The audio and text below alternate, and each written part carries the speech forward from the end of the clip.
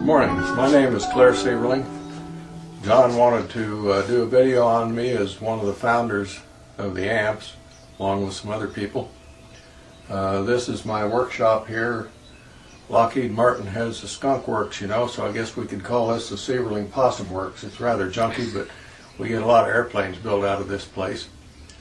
I got started in model airplanes somewhere around 1943. I was about the 3rd or 4th grade, and I was able to get an Ace Whitman publishing company Zero kit. It was print wood, and I used my dad's used razor blades to cut it out and built my first model airplane and got hooked.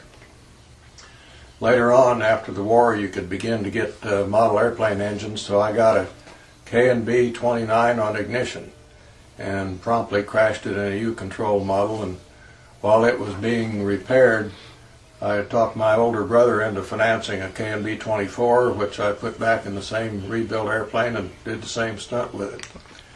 So I moved on to a faster airplane that was supposed to be too fast for beginners, and flew this thing out in the cow pasture on our Kansas wheat farm. I was hooked on U-control and eventually got fairly efficient at it. And by the 7th or 8th grade, I designed a couple airplanes that probably could have been published had I known enough about photography and writing and mechanical drawing. Then Carl's Girls and sports and so on took me out of the hobby for a while, and overseas I got back in it. I was a model airplane instructor in the craft shop for a while in the U.S. Army in Japan. Sold all my stuff until I got back in civilian life at the University of Arizona down in Tucson, and I got back into it, found out that I could design and publish U-control stunt planes, and over a period of 6 or 8 years there had a number of designs published, one of which placed 5th in the 1960 Nationals, and another time I placed 4th in the 1963 Nationals flying U-control stunt. Then I was out of the hobby for 14 years until I got hooked on RC. I saw Bill Roseberry and his son Mike fly a glider, and I was amazed at how much radios had improved, so I got hooked on this big time in late 1976. We flew at an old dirt field which is north of the present AMPS. There's houses in there now, and we kind of did our own thing with no safety rules. It's a wonder some of us didn't get hurt. But Kurt Thomas was very instrumental in getting the site we're now on at the AMPS. He had worked with the Corps of Engineers and the county for quite a while as they were building that dam, Adobe Mountain Dam. And George Singh and I then, at Kurt's request, got involved and went to numerous county supervisor meetings, and the bureaucracy drug on, but finally in June of 1983, 43 guys met in the weeds down there about where our present gate is, and we were on the property. The following Monday, APS had its construction crews out with a bulldozer, a road grader, and a water truck. And they were able to start work on the field, and that lasted about an hour until the county park ranger shut them down. He hadn't got the word from headquarters that we were supposed to be in there. So Kurt Thomas asked me to go out and babysit the place and keep the bureaucrats out of the construction crew's hair. So George Singh took pity on me, and George and I sat out there for 3 weeks in the middle of July while the crews worked on that place. It took a lot of earth moving to level that side out. People don't realize it now, but where the snack bar is, it was about 5 to 6 foot of loose powdery dirt and boulders that the Corps of Engineers had piled up there from the lake bottom. So there was a lot of earth moving, and eventually we had gravel brought in there, crushed granite.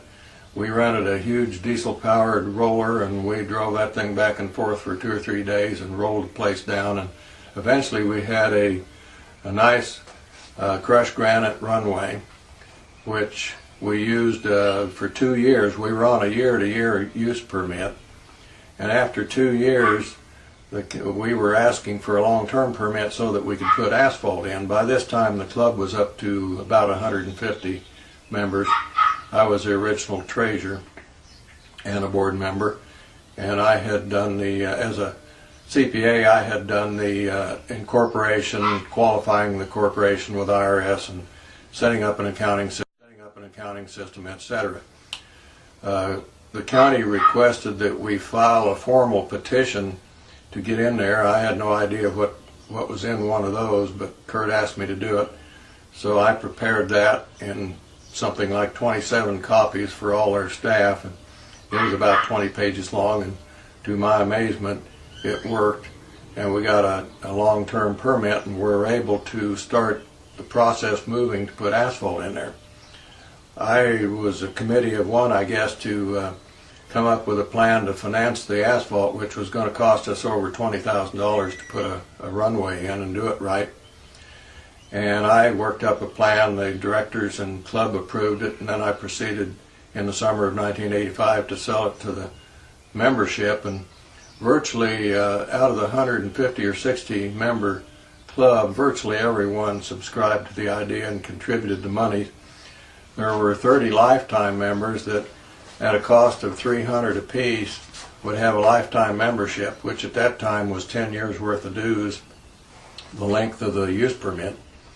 And the 30 members contributing that raised the $9,000 of the $22,000 we needed to get on the property, and made the runway we fly on now possible.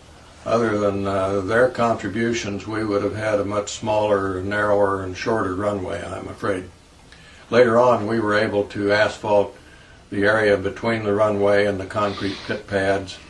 And by the way, those concrete pit pads, George Singh was instrumental in getting those in there. George just simply passed the hat, and guys contributed. And as the cable guy says, we got her done. A lot of that went on in those early days. Club members really worked hard to put that field in a position it's in now. And we owe a lot to guys like George Singh and Guy Lane and Kurt Thomas and others that helped make this thing possible.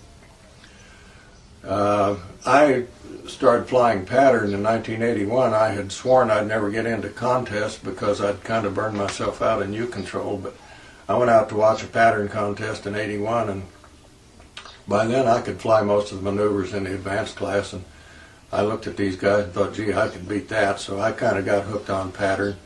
And I flew it on kind of a casual basis. I'd practice several weeks before a contest, and then I'd hang it up and fly sport planes. But after 11 years, I quit, but I'd worked my way through the classes up to master's class, and hung them up, and it went to turnaround, so I got out of the pattern game. And while in the game, I did instruct about 5 or 6 different guys that wanted to fly pattern. And we had a pretty good pattern team going. These guys were working their way up the classes too. Wolf Benke and Ron Pinner and Roger Chamberlain, a past president of the AMPS. All these guys became pretty good pilots. So that's kind of a background on what I've had to do with the club. I was newsletter editor for 4 or 4.5 years, from about the spring of '84 until sometime in mid-'87. And I put out about 8 pages a month for every month in that time period. Sometimes it was probably good, and sometimes it probably wasn't. But it ended up that RCM and Model Aviation asked for copies of my newsletter every month, and RCM reprinted some of the articles that I had in there, mostly just humorous stuff. I figured the technical stuff the guys could get out of the regular magazines, so I kept the newsletter centered on what the club members were doing. So that's kind of my background in this. I built, actually I just finished the 118th RC airplane. I guess my bean counter background tends to make me keep track of things, so I have them numbered, and I keep a logbook on them, and such as that black Giles that John may show you in a little bit is the one I just finished up. And I've started another one now. It's called a wide body 60. It's a kit from Argentina, and actually it's a pretty nice kit.